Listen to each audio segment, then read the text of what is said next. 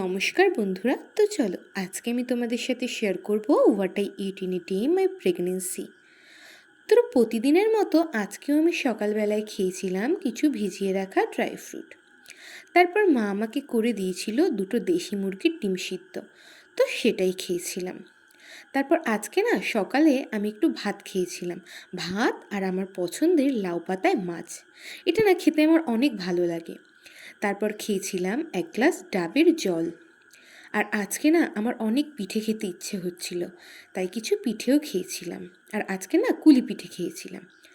আর আজকে দুপুরে খেয়েছিলাম ভাত, পটল ভাজা আর সয়াবিন। বিকালে খেয়েছিলাম 4টে কলা আর 1 কাপ টক দই।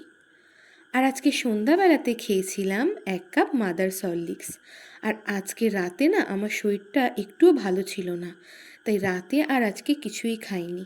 তো আজকের মতো তোমাদের সকলকে টাটা।